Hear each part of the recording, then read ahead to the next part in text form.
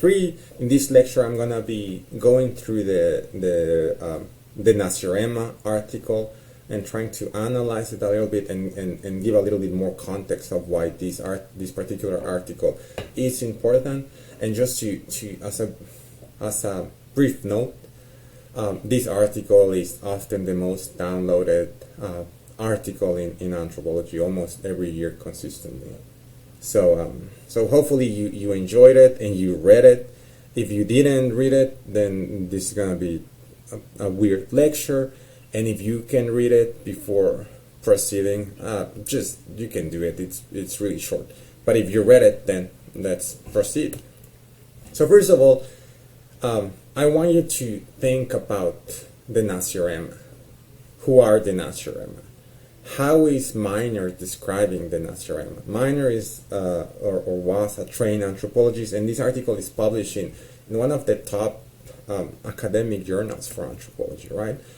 So it's a poorly understood culture that Miner really sort of wants to understand, right? So he wants to sort of look at different beliefs that the Nacirema have. So what are some of the different beliefs that the Nacirema have? What are some of the rituals that the Nacirema perform? Think about those questions based on the reading. So now you thought about those questions, the beliefs, right? And like I said, I'm not gonna go into detail. You can read the article, but some of the beliefs, the most important beliefs of the Nacirema is that the body is ugly, right? And they have to continually fight that natural ugliness with different rituals. And these rituals include things like going to a medicine man who you trust, yeah, right? You don't know what the medicine man or the medicine person, right, is doing to you. You just have to trust that this person is doing what's right for you, and you take all of these potions, right, and you hope you feel better. And let's say most of the time you do, sometimes you don't, and sometimes you don't want to visit this medicine person, right? One of the rituals that has to do with this belief, right, is this idea that you have a private shrine where you sort of look a reflection of you, and you do different things. But one of the most important things is that you'll use a stick with some hair or hair type thing on one of its edges, right? And you'll use it. You'll put something on it, and then you'll start using it to sort of prevent this decay of the teeth that are so important for the Nacirema, right? So think about these beliefs. Think about who are the Nacirema, where is Miner saying that they inhabit, right? It's a really wide range geographically, particularly in the territory now known as the United States of America, right? So who are the Nacirema? The Nacirema are, of course, Americans, written backwards, right? So a lot of the references that Miner is using are words in English written backwards, right? So Miner wants to say the Nacirema, when we think about the Nacirema or Americans, right, in this sort of really broad generalization of American culture, right, we have everything that an anthropology is looking for, right? There's an origin story, a cultural hero that sort of turns into this mythology, right? The founding father describes as highly developed market economy. There's a lot of resources. The human body, right? The ideas about the human body that are central to ritual ceremonies and to philosophy, these beliefs. The way in which we have turned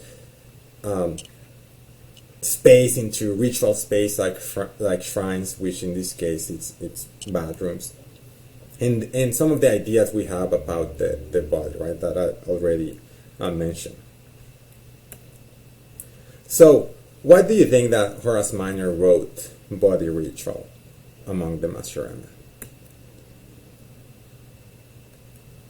Well, First of all, because he wants to, I think, there's this idea in anthropology, right, that our job as researchers and as writers is to make the familiar strange and the strange familiar. That is to question the things that we do and think about them. How is it that we would think about the things we do if we saw someone else doing it, right? Would we find what we do strange? Would we find what we do unnecessary? Or would we find what we do beautiful and exotic, right? And on the other hand, to make the strange familiar, because when we write about other people that we don't know, that are not us, that people who are not part of our community, we also want to give the reader, the people who are reading these ethnographies or anthropology, the sense that what they're doing it's familiar to them, right? And once you start reading it and once you start understanding the familiarity, you learn that it's not strange, even though it might have seemed strange at the beginning. So when we think about our daily rituals and our own cultural practices, right, let's think about how they can sound strange out of context. But let's also think about how the practices of other people and what other people do might seem familiar if we just give the right amount of context, right? So take a few moments to think about something that you do that you could describe in a very sort of exotic way, right? Drinking coffee, for example, or going to a football match, or going out on a Saturday to a club, right? All of these practices can be described in different ways, right? And they can sound strange. If you use the right words, if you use the right framing, you can make anything sound strange. And you can make anything sound familiar, right? So the role of the anthropology is to sort of strike that balance, right? Why is something strange?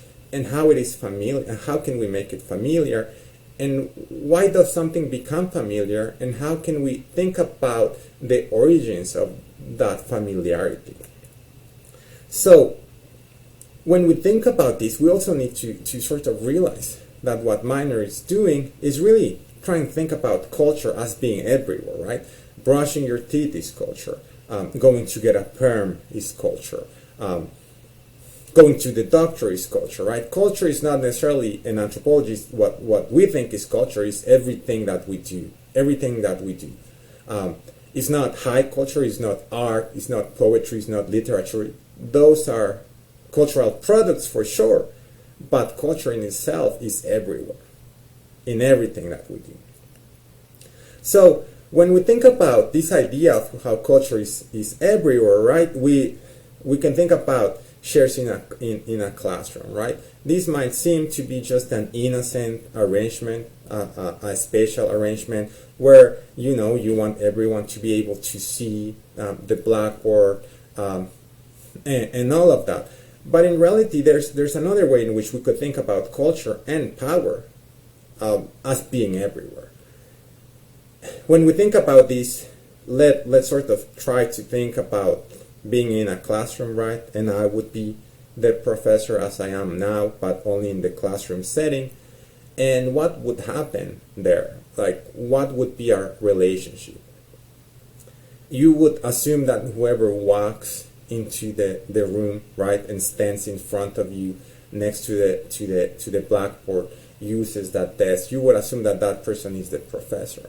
Not because of any particular quality that says that someone is a professor. There's no such thing, right? There are all different kinds of professors, but rather because of the specific position that I am taking. Of course, there are different factors, right, that have to do with race, ethnicity, certain kind of look that may look more professorial, but that's not intrinsic. That's a cultural idea that we have of what a professor should look like. Now, I'm in front of you, you're sitting back there, right? What does that say about our relationship? Are we equal in that context, in that sort of innocent cultural context? Are we equal? We're not equal, right? Because first of all, I'm telling you that you have to do certain things to get certain grade, right? I'm the only one who can see everyone at the same time. I'm the only one who's facing everyone. everybody else has someone behind them, or if you're sitting in the back, well, you don't have anyone behind you, but you cannot really see everybody's faces. I'm the only one who in theory can see everyone's faces, right? So I'm the only one who can really sort of see what's happening, right? And that's a relationship of power. In that context, that cultural relationship between the professor and the students is a relationship that has power invested in it. Now, one important thing about anthropology, and we're going to talk about this in a little bit, is that power is not a quality that I would have as a professor, right? Power is rather a quality that resides in the relationship that we have as professor and student in that particular context. Because maybe later on, I go to where you work. Maybe you work in IT at UNLV, right? And I go to you because something's happening to my computer. In that context, you have the power, and I don't, right? I have less power than you do. Or I go somewhere else where you have the power, and I don't, right? So when we think about power and we think about culture, we need to think about this as something that's relational and context-based, right? And power and culture are always linked together. Culture is never something that is disconnected from power. Power is never disconnected from politics, and by politics here I mean power is never disconnected from the basic questions of who gets what and why. So when we think about anthropology, when we think about culture, we also need to think about power. And what is power? So what is culture, right? So culture can be sort of anything, right? Culture in a lot of ways is what we have internalized. Culture is all of those behaviors, all of those things, all of those ideas that we don't question because we assume they are natural, right? Because they are familiar, so we don't make them strange. We just assume that they are right, that we have to live by them, that we have to respond by them. And the problem with this, or not the problem, but one of the assumptions we make is that if we think that something is normal, we don't question it, right? It's already inside of us, right? So I want you to think about this example as something that's kind of similar, right? But think about CCTV, right? Closed captioning television, or closed circuit. So imagine that you go into a store, right? And there's cameras all over the place.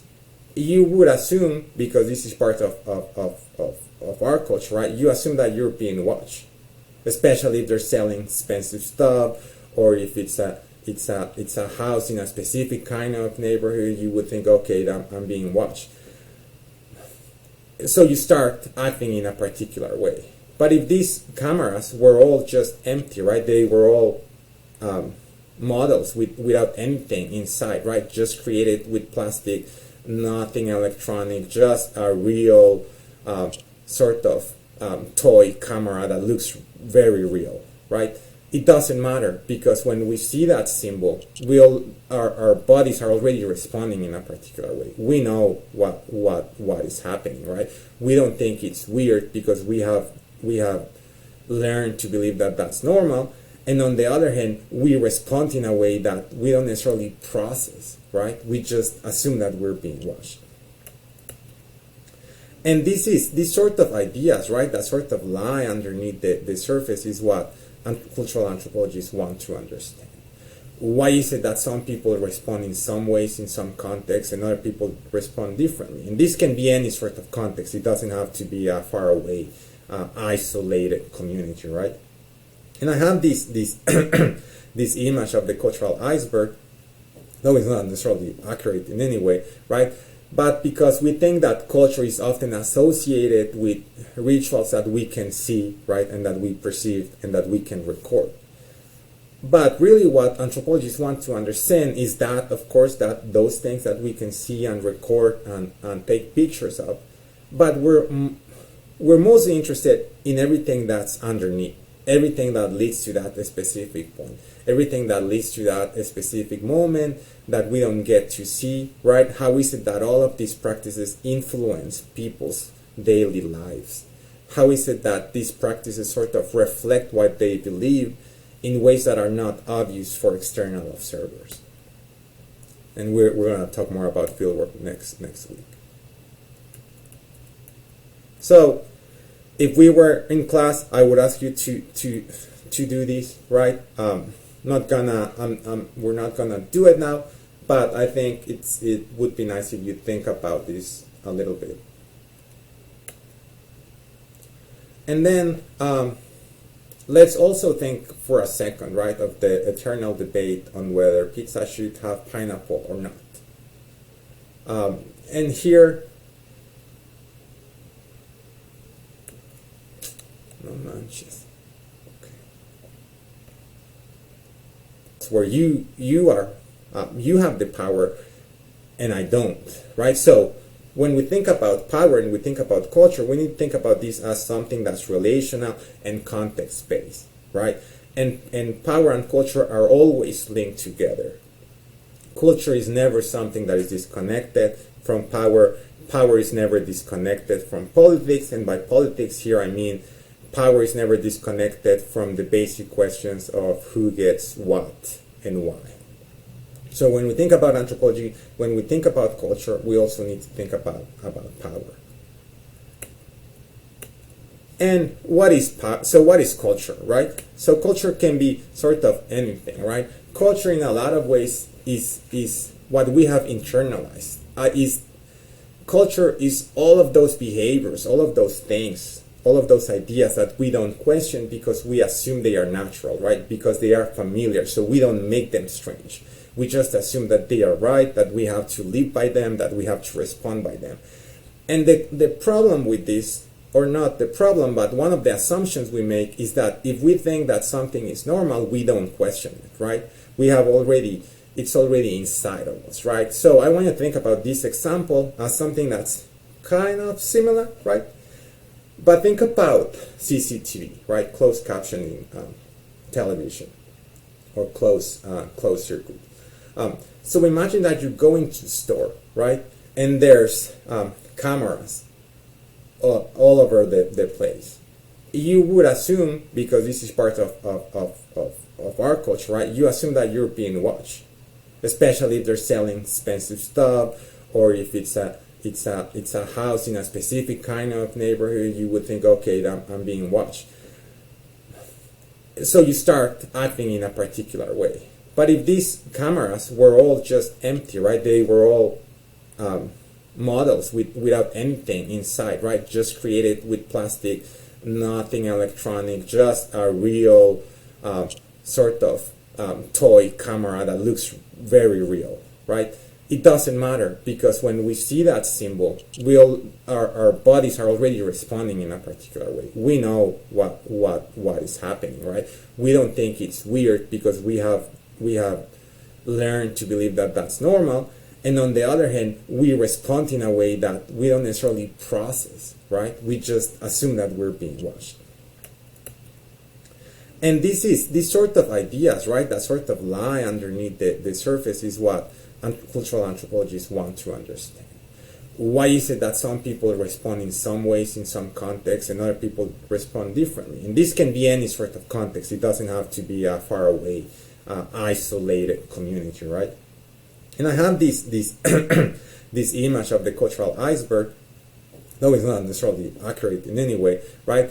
But because we think that culture is often associated with rituals that we can see, right, and that we perceive and that we can record. But really what anthropologists want to understand is that, of course, that those things that we can see and record and take pictures of, but we're mostly interested in everything that's underneath, everything that leads to that specific point, everything that leads to that specific moment that we don't get to see, right? How is it that all of these practices influence people's daily lives? How is it that these practices sort of reflect what they believe in ways that are not obvious for external observers? And we're going to talk more about fieldwork next week.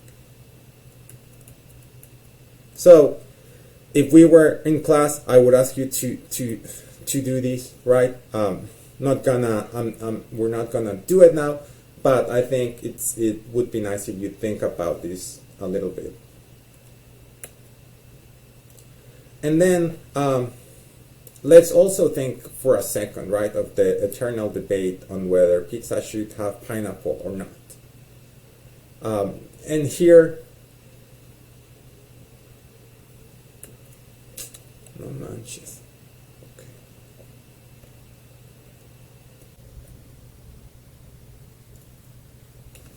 Okay, so thinking about this idea, right, of culture, let's go back a little bit to minor, right? I want you to think what makes something exotic.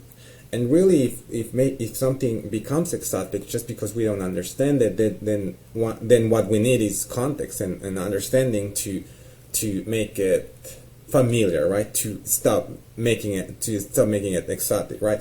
This is something that anthropologists have been guilty of for a long time, because anthropology is born at the intersection of European discovery and colonialism and natural science, right? And this idea that when Europeans are sort of traveling across the world and encountering cultures that they don't understand, these cultures become exotic, and anthropologists play a huge role in this, right? In sort of creating these differences and in talking about different cultures as exotic, and thus sort of providing that sort of language for colonialism. And thinking about these labels that we use, right, non-Western, right, often societies often seen as primitive and unchanging, out of history, right, and I have this cartoon here, so that you think about that in a sort of different light. And this might seem sort of innocent, right, the idea that something is exotic might seem innocent.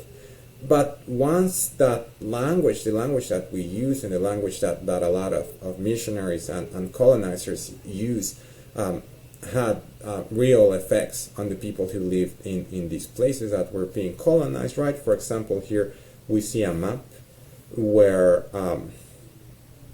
humans are being described as these sort of monstrous creatures, right? That they have torsos so big that their face is in those torsos. Of course, if you are thinking about those places and these sort of creatures, right, these sort of monstrous creatures that inhabit those places that were actually humans just like us, right, then people who go to those places or who read about that will have specific ideas about what is it that they want to do when they meet these people, right? First of all, they don't want to meet them, right? First of all, they want to stay away from those giants with faces on their torsos, because, you know, like, why wouldn't you want to stay away from people described like that? But second of all, if people are killing these other people, then, you know, they did it because they were different, right? They were strange, they were threatening, right? So the way in which we use language is really important in sort of understanding something as exotic and as strange and familiar, but also something as dangerous. The way in which we use language to describe something that's exotic and familiar, the way in which we describe something that's strange, right? It's true language. And when we use language, we can also describe situations without context as threatening, as dangerous, something similar here. And we're going to read more about how that's also working in the current cultural context, or in more contemporary cultural context, right? So when we think about how we describe other people, the others, right, we need to think carefully about the role that language plays, right? And that's why one of the reasons that I like to keep assigning this article, right, is because Miner is trying to make the point that the way in which we describe ourselves in the past can seem strange, right? And we can sort of have certain attitudes towards the people being described in that piece, but the people being described in that piece are probably could have been your relatives, right? So language is important in anthropology for a lot of reasons, and this is one of them. Also, when we think about generalizing, right, because cultures tend to be we can think about culture, and Miner does the same thing, right? He talks about American culture, right? But we tend to think about culture like Mexican culture, Indian culture, African culture, Asian culture. We tend to use these sort of generalizing ideas, and that misses the mark, right? Because once we start thinking that we know different groups of people based on a tiny sample of the population, or a small part of that whole population that we're addressing, and we start taking actions regarding these particular actions based on this idea and apply it to everyone, then it becomes problematic, right? And just very briefly, I talk about this idea of the sati, right? This practice that in a lot of cases that happen in a very small part of India, where once a husband had died, they would burn his body, right? And in some cases, their widows would be burned with them, right? And this happened. This did happen, but only in a small fraction of India. But once the British saw this, right, British colonizers, they started saying in India as a whole, this is the practice, and without really trying to understand what was happening, they use this description, this generalization, to sort of provoke certain attitudes and to provoke certain actions from the British people, whether they would go to India or not. It didn't matter, right? Because the image of people in India doing this represented for them, right, the way in which it was being described, this act of barbarism. So why not colonize them? If they're doing this thing, why shouldn't we sort of liberate women, right?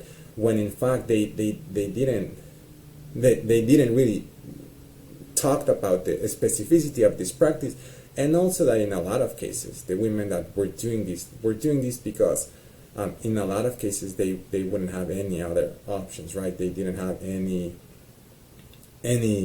resources. They didn't inherit anything from their husbands. Everything went to his family, right? So in a lot of cases this became sort of one of their choices, right? But the idea of the way in which the British colonizers were describing this ritual as something that everyone in India did created specific reactions.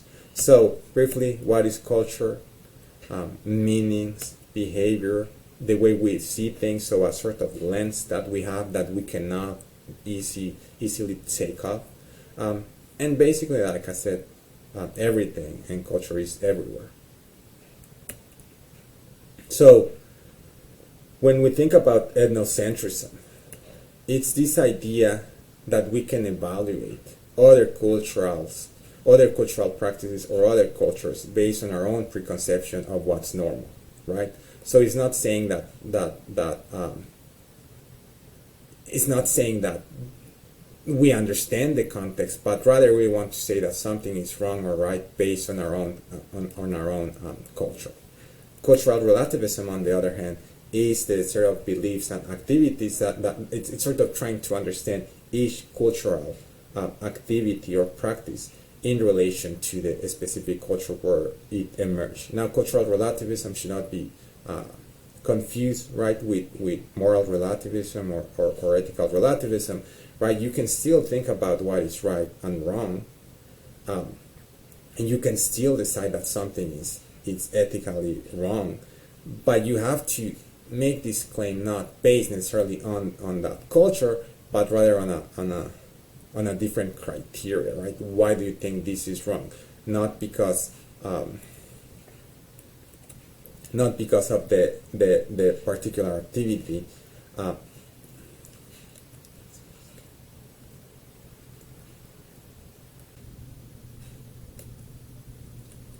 Okay, and to finish with this debate, right, I wanted to think about these two concepts, ethnocentrism and cultural relativism. These two concepts are central in trying to think about anthropology, in trying to sort of gain the first tool of anthropology, right?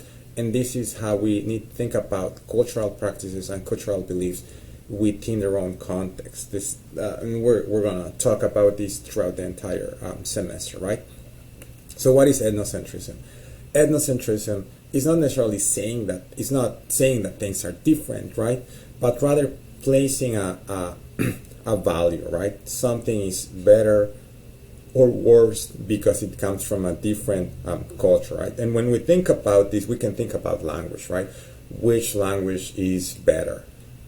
Languages are not better or worse, right? Rather, they develop in specific circumstances to describe and to respond to specific historic events, right? To a specific historical context, right? So ethnocentrism is this idea that we can evaluate, and by evaluate, I mean we're making a value judgment of other cultures or cultural practices based on our own preconceptions of what we think is normal, right? Our own culture, our own worldviews. This means that we can say that something is better or worse when in reality they cannot be compared in this way. Cultural relativism, it's a little bit more complicated, right? Because this is sort of the opposite, right? The idea that you can only understand a belief or a cultural practice or activity in relation to the culture where it emerges. Now, this is not to be confused with moral relativism, right? Because we can still say that some things are immoral, right? Like, for example, murdering someone, discrimination based on gender, on race, on ethnicity. These things are still bad, right? Regardless of the cultural context. And this is where anthropology really comes in, and when it gets a little bit complicated, right? Because some cultural anthropologists will say, yeah, cultural relativism works for everything, right? You should never judge another culture. But other people, right, think that every culture has elements that should be judged, right? And that we should be thinking about how to make those elements better. So on the one hand, we want to understand why particular cultural practices develop, right? For example, thinking about racism.